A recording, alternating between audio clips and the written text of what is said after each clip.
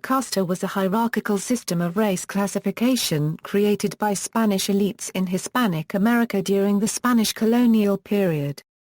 The sistema de castas or the sociedad de castas, used in 17th and 18th centuries in Spanish America and Spanish Philippines to describe as a whole the mixed ancestry people which appeared in the post-Conquest period in the process known as mestizaje. A parallel system of categorization based on the degree of acculturation to Hispanic culture, which distinguished between gente razor-cubed-en and gente sin razor-cubed-en, concurrently existed and worked together with the idea of casta. The hierarchical system of race classification created by white elites, the sistema de castas or the sociedad de castas, was based on the principle that people varied according largely to their birth, color, race and origin of ethnic types. The system of castas was more than socio-racial classification. It had an impact on every aspect of life, including economics and taxation. Both the Spanish colonial state and the church expected more tax and tribute payments from those of lower socio-racial categories. In Latin America, a person's socio-economic status generally correlated with race or racial mix in the known family background, or simply on phenotype if the family background was unknown. Many wealthy persons and high government officials were of peninsular background, while African or indigenous ancestry, or even just dark skin, generally correlated with poverty and inferiority. Therefore, the whiter the heritage a person could claim, the higher in status they could claim. Conversely, darker features meant less opportunity. Etymology: casta is an Iberian word, meaning lineage, breed, or race. It is derived from the older Latin word castus, chaste, implying that the lineage has been kept pure. Casta gave rise to the English word caste during the early modern period. Purity of blood and the evolution of the sistema de castas, the idea of purity of blood, limpieza de sangre, developed in Christian Spain to denote those without the taint of Jewish or Muslim heritage and directly linked to religion and notions of legitimacy, lineage and honor, and given institutional power via the Inquisition. The Inquisition aggressively prosecuted crypto-Jews, many of whom were Portuguese merchants in Mexico City and Lima, following the successful revolt of Portugal in 1640 against the Spanish crown. There were several spectacular autos de fe in the mid-17th century where those convicted of being Judaizers were publicly punished. In Spanish America, the idea of purity of blood was in a complex fashion linked to ideas of race, particularly pertaining to mixing of whites and non-whites. Spaniards became obsessed with lineage, particularly since evidence of lack of purity of blood had consequences for marriage, eligibility for office, entrance into the priesthood, and immigration to Spain's overseas territories. The necessity to produce genealogical records to prove one's pure ancestry gave rise to a trade in the creation of false genealogies. When the concept of purity of blood was transferred overseas, it retained the concerns about tainted ancestry of Jews or Muslims in a family line, but in the late 16th century, some investigations of ancestry included as stains any connection with black Africans and sometimes mixtures with indigenous that produced mestizos. The idea that any hint of blacks in a lineage was a stain continued to the end of the colonial period and illustrated in 18th century paintings of racial hierarchy, known as casta paintings. The idea in New Spain that Indian blood in a lineage may well have come about as the optimism of the early Franciscans faded about creating Indian Christian priests trained at the Colegio de Santa Cruz de Tlatelolco, which ceased that function in the mid-16th century. In addition, the Indian nobility that was recognized as such by the Spanish declined in importance and there were fewer formal marriages between Spaniards and indigenous women. In the 17th century in New Spain, the ideas of purity of blood became associated with Spanishness and whiteness, but it came to work together with socio-economic categories, such that a lineage with someone engaged in work with their hands was tainted by that connection. Indians in central Mexico were also affected by ideas of purity of blood that was laid out in crown decrees and affirmed by indigenous communities, which barred Indians with any non-Indians in their lineage from holding office. In indigenous communities, local caciques, rulers and principals were granted a set of privileges and rights on the basis of their pre-Hispanic noble bloodlines and acceptance of the Catholic faith. Indigenous nobles submitted proofs of their purity of blood to affirm their rights and privileges that were extended to themselves and their communities that were part of the República de Indios, a legal division of society that separated indigenous from non-Indians. In the mid to late 18th century, the pace of race mixture increased. Political changes of the Bourbon reforms privileged Peninsular Spaniards over American-born Spaniards, and Casta paintings began to be produced in great numbers in Mexico. It was also the period when the power of the sistema de castas declined significantly. Castas. During the Spanish colonial period, Spaniards developed a complex system of racial hierarchy, known as the sistema de castas, a system much more fluid than the South Asian caste system. In Spanish America, racial categories were formal legal classifications. The process of race mixture was termed mestizaje. Initially in Spanish America there were three racial categories designated by the Europeans. They called the multiplicity of indigenous peoples of the Americas Indians, lumping all of into a single category, a term the indigenous peoples themselves never utilized. Those from Spain called themselves Hispar plus or minus ols, which in the late colonial period was further refined to those born in Iberia, called politely peninsulars, while American-born Hispar plus or minus ols were called criollos. The third group were black Africans, called Negroes, brought as slaves from the earliest days of Spanish Empire in the Caribbean. There were fewer Spanish women than men who immigrated to the New World and fewer black women than men, so that mixed-race offspring of Spaniards and of blacks were often the product of liaisons with indigenous women, but there were also mixed unions of blacks and indigenous. In the 16th century, the term casta, a collective category for mixed-race individuals, came into existence as the numbers grew, particularly in urban areas. The Crown had divided the population of its overseas empire into two categories, separating Indians from non-Indians. Indigenous were the República de Indios, the other the República de Hispar plus or minus ols, essentially the Hispanic sphere, so that Spaniards, blacks, and mixed-race castas were lumped into this category. Official censuses and ecclesiastical records noted an individual's racial category, so that these sources can be used to chart socio-economic standard, residence patterns, and other important data. General racial groupings had their own set of privileges and restrictions, both legal and customary. So, for example, only Spaniards and indigenous, who were deemed to be the original societies of the Spanish dominions, had recognized aristocracies.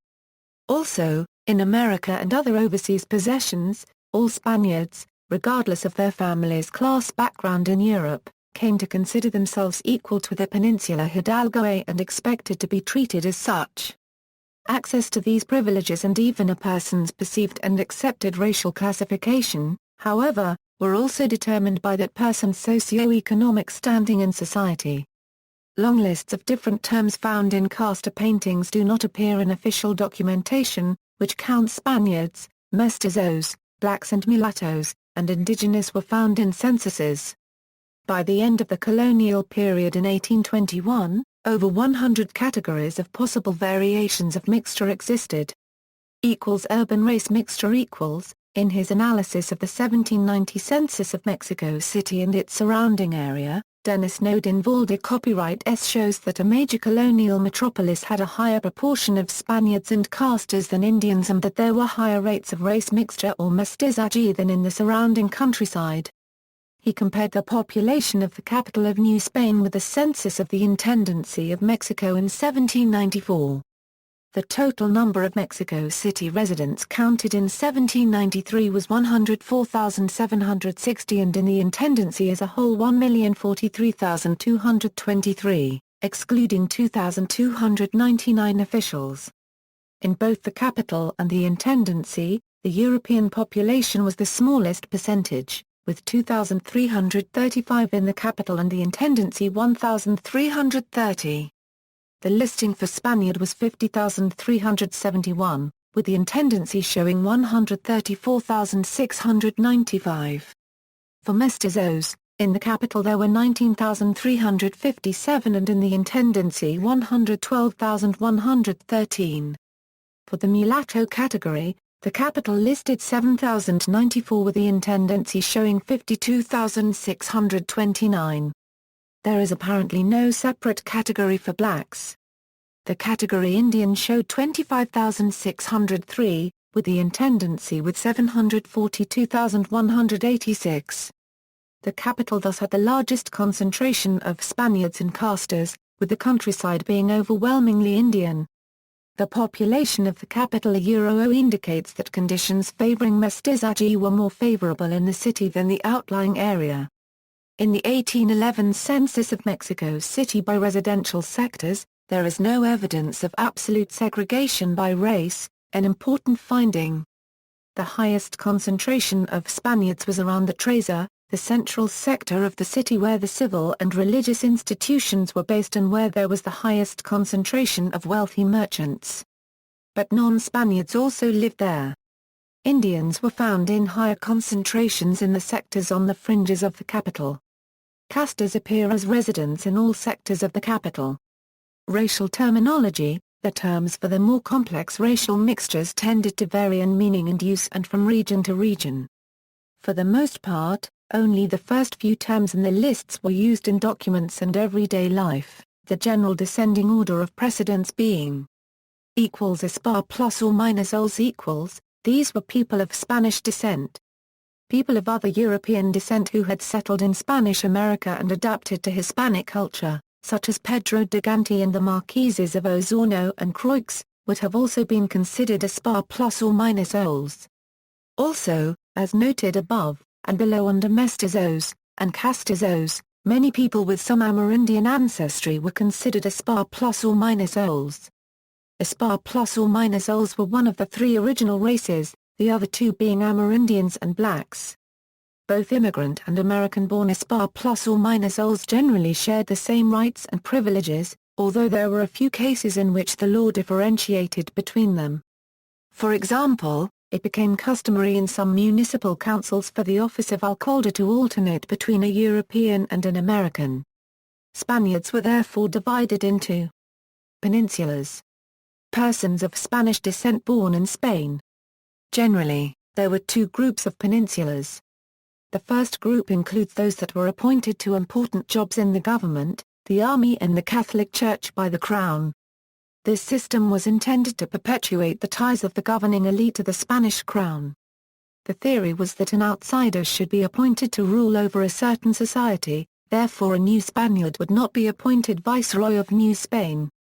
These officials usually had a long history of service to the crown and moved around the empire frequently. They usually did not live permanently in any one place in Latin America. The second group of peninsulars did settle permanently in a specific region and came to associate with it.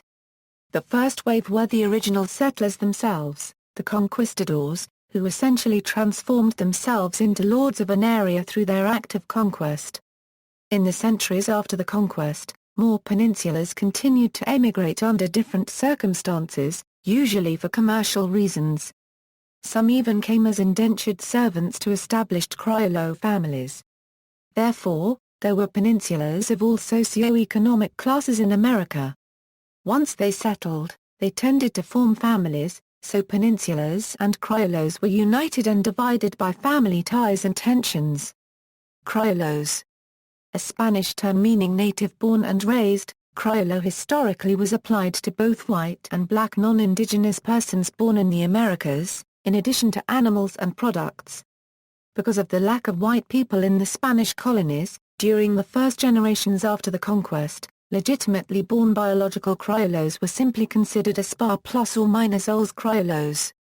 In today's historiography, the term criollo means only the white people born in the Americas, who had unmixed Spanish or European ancestry, both matrilineal and patrilineal. In the reality of the period, as noted, many criollos ended up interbreeding with the financially successful mestizos and castizos, who physically appeared white, but had some native ancestry. The knowledge of mixed ancestry was usually disregarded for families that had maintained a certain status and they were accepted as criollos.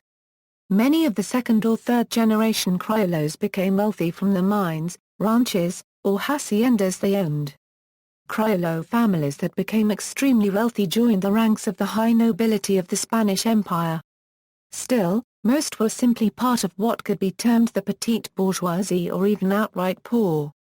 As lifelong residents of America, they, like all other residents of these areas, often participated in contraband, since the traditional monopolies of Seville, and later Cadiz, could not supply all their trade needs. Criollos tended to be appointed to the lower-level government jobs. They had sizable representation in the municipal councils. And with the sale of offices that began in the late 16th century, they gained access to the high-level posts, such as judges on the regional audiences. The 19th century wars of independence are often cast, then and now, as a struggle between peninsulars and criollos, but both groups can be found on both sides of the wars. Indios equals.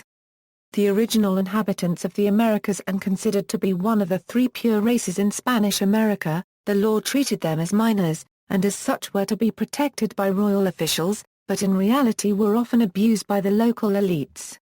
After the initial conquest, the elites of the Inca, Aztec and other Amerindian states were assimilated into the Spanish nobility through intermarriage.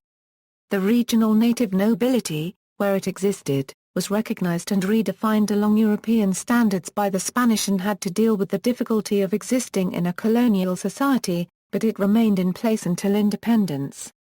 Amerindians could belong to any economic class depending on their personal wealth, but most were poor.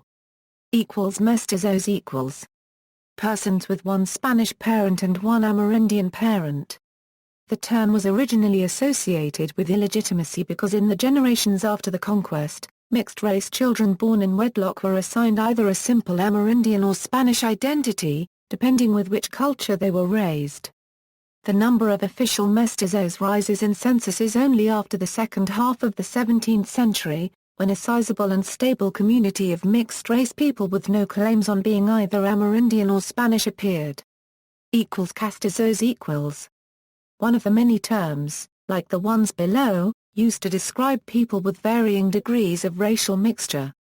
In this case castazos were people with one mestizo parent and one Spanish parent. The children of a castazo and a Spaniard, or a castazo him or herself, were often classified and accepted as a criollo Spaniard. Collos equals. Persons with one Amerindian parent and one mestizo parent. Pardos equals. Persons who are the product of the mixing over the generations of the European, Black African, and Amerindians. This mix may come about from a white Spaniard mating with a Zambo, an Amerindian mating with a mulatto, or a Black African mating with a mestizo. The term is in current use in Brazil, where they form slightly less than one-half the population. Pardos in Spanish America were common in the Caribbean, such as Puerto Rico, Dominican Republic, and Cuba. Mulatos equals. Persons of the first generation of a Spanish and Black African ancestry. If they were born into slavery, they would be slaves, unless freed by their master or were manumitted. In popular parlance, mulatto could also denote an individual of mixed African and Native American ancestry. Further terms to describe other degrees of mixture included, among many others, Morisco, a person of mulatto and Spanish parents, that is, a quadroon, and albino, a person of Morisco and Spanish parents, that is, an octoroon. Zambos equals. Persons who were of mixed Amerindian and Black ancestry. As with mulattoes, many other terms existed to describe the degree of mixture. These included Chino and Lobo. Chino usually described someone as having mulatto and Amerindian parents. The word Chino derives from the Spanish word cochino, meaning pig, and the phrase pelo chino, meaning curly hair, is a reference to the casta known as Chino that possessed curly hair. Since there was some immigration from the Spanish East Indies during the colonial period, Chino is often confused, even by contemporary historians, as a word for Asian peoples, which is the primary meaning of the word, but not usually in the context of the castas. Chino or China is still used in many Latin American countries as a term of endearment for a light-skinned person of African ancestry. Lobo could describe a person of Black and Amerindian parents, as in the image gallery below, or someone of Amerindian and Torna Atras parents. Negroes equals. With Spaniards and Amerindians, this was the third original race in this paradigm, but low on the social scale because of their association with slavery. These were people of full sub-Saharan African descent. Many, especially among the first generation, were slaves, but there were sizable free black communities. Distinction was made between blacks born in Africa and therefore possibly less acculturated, blacks born in the Iberian Peninsula, and blacks born in the Indies, these sometimes referred to as Negroes criollos. Their low social status was enforced legally. They were prohibited by law from many positions, such as entering the priesthood, and their testimony in court was valued less than others. But they could join militias created especially for them. In contrast with the binary one-drop rule, which evolved in the late 19th century United States, people of mixed black ancestry were recognized as multiple separate groups, as noted above. Other terms other fanciful or derogatory terms existed, such as a Torna Atras and Tentenela in New Spain or a Requinta Cubden in Peru, which implied that a child of only 1/16 black ancestry is born looking black to seemingly white parents. These terms were rarely used in legal documents and existed mostly in the New Spanish phenomenon of Casta paintings, which showed possible mixtures down to several generations. Casta paintings in 18th century Mexico. The interest of the Spanish Enlightenment in organizing knowledge and scientific description, resulted in the commission of many series of pictures that document the racial combinations that existed in the exotic lands that Spain possessed on the other side of the world. Many sets of these paintings still exist, of varying artistic quality, usually consisting of 16 paintings representing as many racial combinations. Some of the finer sets were done by prominent Mexican artists, such as Miguel Cabrera, Jose Copyright Joaquin Marga Cubden, Jose Copyright de Ibarra, and Juan Patricio Millet Ruiz. These artists worked together in the painting guilds of New Spain. They were important transitional artists in 18th century Casta painting. At least one Spaniard, Francisco Clapra, also contributed to the Casta genre. In general, little is known of most artists who did sign their work. Most Casta paintings are unsigned. The overall themes that emerge in these paintings are the supremacy of the Spaniards, the possibility that Indians could become Spaniards through miscegenation with Spaniards, and the regression to an earlier moment of racial development that mixing with blacks would cause to Spaniards. These series generally depict the descendants of Indians becoming Spanish after 3 generations of intermarriage with Spaniards. In contrast, mixtures with blacks, both by Indians and Spaniards, led to a bewildering number of combinations, with fanciful terms to describe them. Instead of leading to a new racial type or equilibrium, they led to apparent disorder. Terms such as the above-mentioned Tentenela and Otientiendo Euro, and others based on terms used for animals, mulatto and lobo, Chino Euro, reflect the fear and mistrust that Spanish officials, society and those who commissioned these paintings saw these new racial types. At the same time, it must be emphasized that these paintings reflected the views of the economically established criollo society and officialdom. Castas define themselves in different ways, and how they were recorded in official records was a process of negotiation between the casta and the person creating the document, whether it was a birth certificate, a marriage certificate or a court deposition. In real life, many casta individuals were assigned different racial categories in different documents, revealing the fluid nature of racial identity in colonial, Spanish American society. In New Spain, one of the viceroyalties of the Spanish Empire, casta paintings illustrated where each person in the New World ranked in the system. These paintings from 18th and 19th centuries were popular in Spain and other parts of Europe. They reflected the Spaniards' unregistered trademark sense of racial superiority by illustrating an orderly hierarchical society where socio-economic status depended on skin color and limpidez de sangre. Some paintings depicted the innate character and quality of people because of their birth and ethnic origin. For example, according to one painting by Jose Copyright Joaquin Marga Cubden, a mestizo was considered generally humble, tranquil, and straightforward. While another painting claims from Lobo and Indian woman is born the Cambujo, one usually slow, lazy, and cumbersome.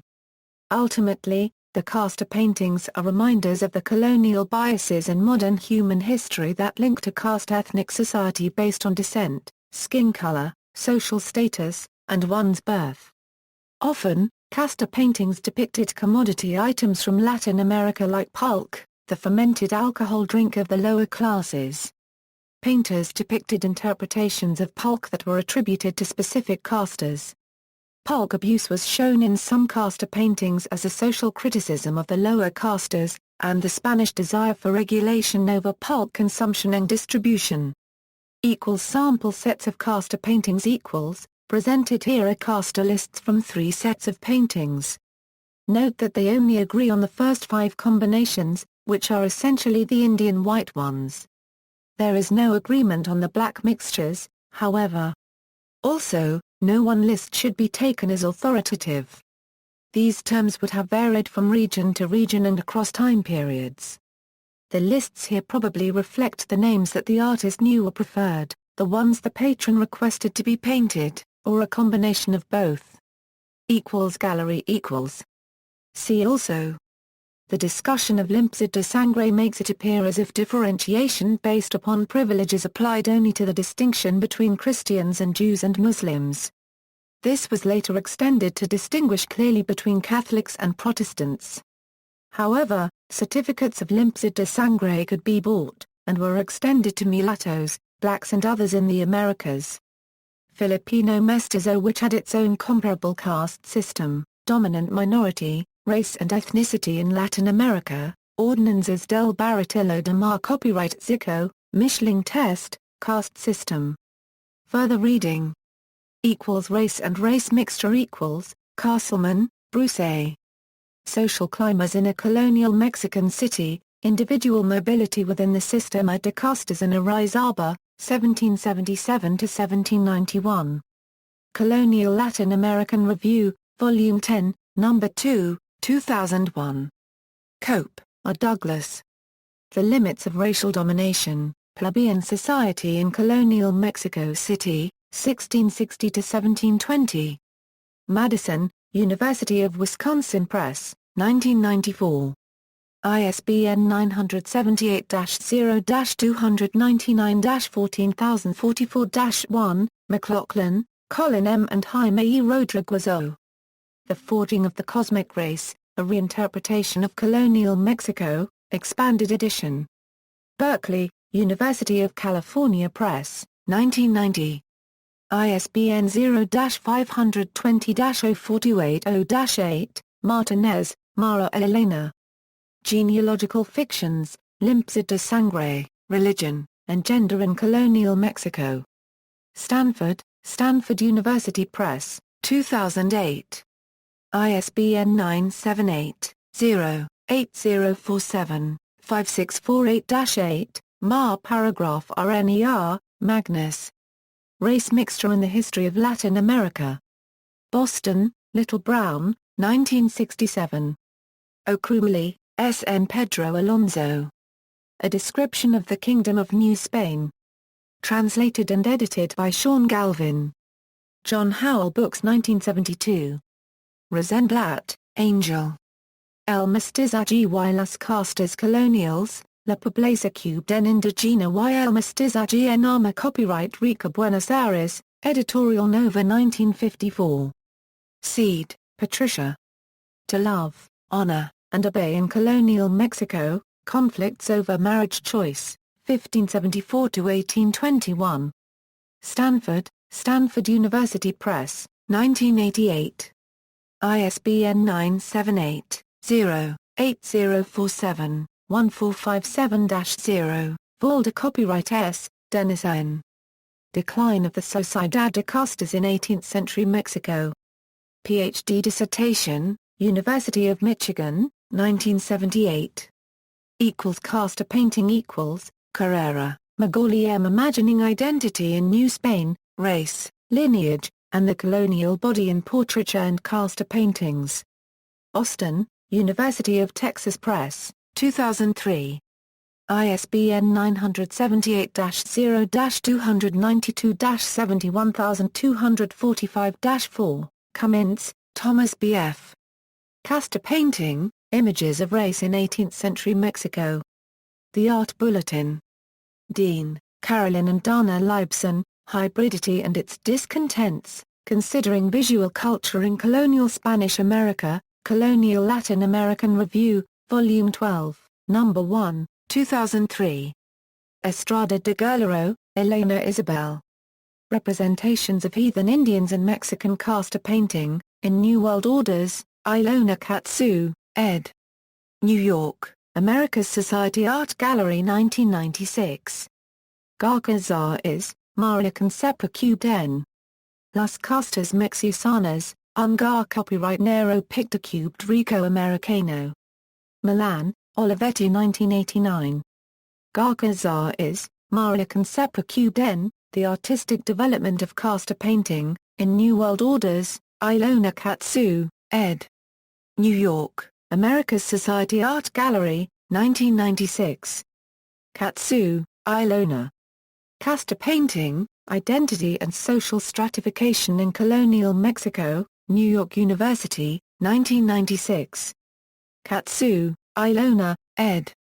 New World Orders, Casta Painting and Colonial Latin America. New York, America's Society Art Gallery 1996. Katsu, Ilona. Casta Painting, Images of Race in 18th-Century Mexico. New Haven, Yale University Press, 2004. ISBN 978-0-300-10971-9. References. External links. Casta paintings, an example of one of the many things that can be found in Bremore House that has attracted a lot of interest over the years. This collection of casta paintings is believed to be the only one in United Kingdom. The collection of 14 paintings was commissioned for the King of Spain in 1715 and painted by Mexican artist Juan Rodriguez de Reyes. Casta's paintings and discussion on Nuestros Ranchos Genealogy of Mexico website, Safo, Nova. Casta paintings, Inventing Race Through Art. Mexican art genre reveals 18th-century attitudes on racial mixing. The Tavis Smiley Show. June 30, 2004. Sung, Roland. Racial Classifications in Latin America 1999.